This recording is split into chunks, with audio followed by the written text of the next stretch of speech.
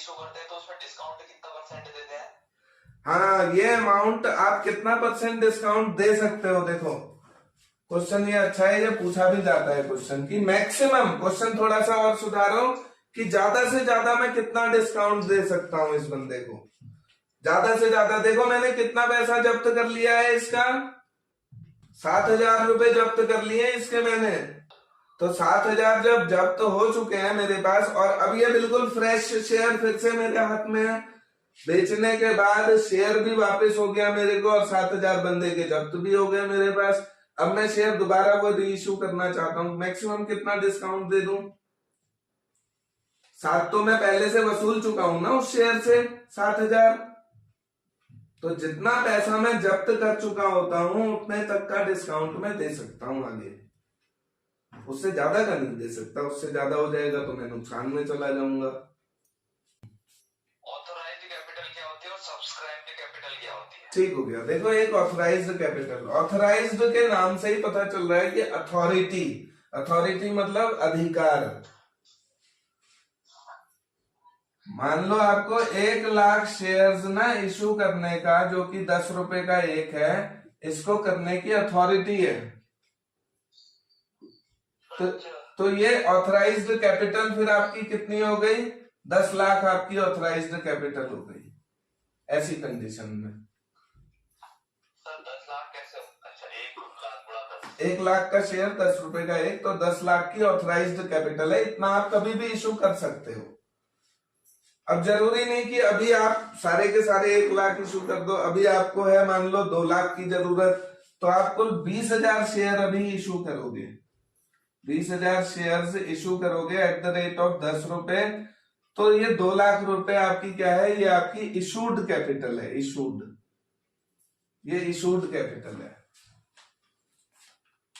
और इशूड कभी भी ऑथराइज्ड से ज्यादा नहीं हो सकती। हाँ, इशूड मतलब जैसे 10 लाख शेयर, 1,00,000 शेयर है 10 के हिसाब से, तो उसको ऑथराइज हो गया। हाँ, अथॉरिटी है कि तुम, हाँ, कि तुम कभी भी 10 लाख की कैपिटल इकट्ठी कर सकते हो, तुमको अथॉरिटी दे दी गई है।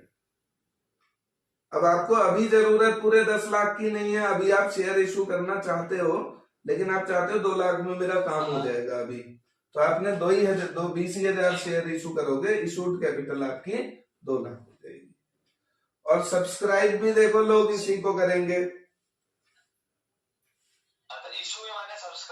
हाँ, मेरा काम है कंपनी, मैं कंपनी हूं, मेरा काम है इशू करने का। मैंने कितने की इशू करी, अब पब्लिक के हाथ में आ गई बात, पब्लिक ने कितना सब्सक्राइब किया।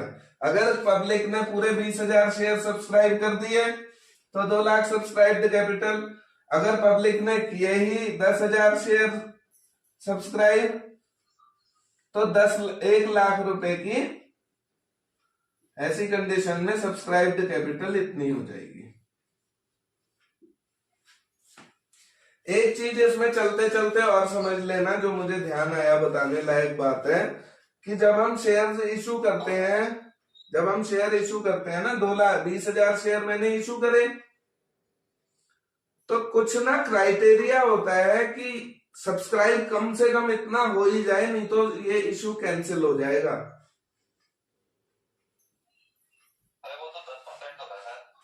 90% तो सब्सक्राइब हो जानी चाहिए, यानी 20,000 शेयर्स अगर इशू है तो इसका 90%, 18,000 अगर शेयर्स इशू हो गए तो ये सक्सेस हो गया इशू।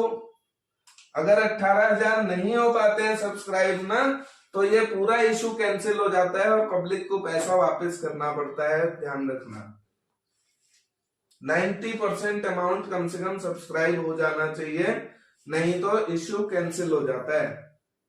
इससे बचने के लिए ना कंपनी एक अंडर राइटर को अपॉइंट कर लेती है। अंडर राइटर वर्ड आएगा, आपको सुनने मिलेगा, अंडर राइटर्स कमीशन, सुना होगा आपने, अंडर राइटर्स कमीशन। बंदा वो कमीशन लेगा अंडर राइटर, और उसको एक मोटा कमीशन देती है कंपनीज, कि अगर खुद से आ गई एप्लीकेशन तब भी उसको कमीशन देना है। बात समझ रहे हो?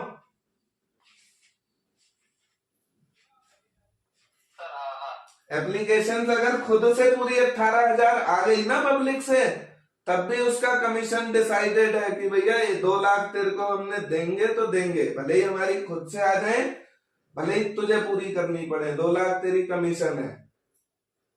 तो वो उस कमीशन के लिए क्या करता है, इनकी जब कभी अगर शॉर्टेज हो गई की तुरंत खरीद देता है वो सारे शेयर। बात समझ रहे हो? तो इसको हम अंडरराइटर कहते हैं। कभी कहीं ऐसी बात दिमाग में क्वेश्चन में आने वाली हो, अंडरराइटर कौन होता है ऐसा कुछ, तो ये बात ध्यान रखना।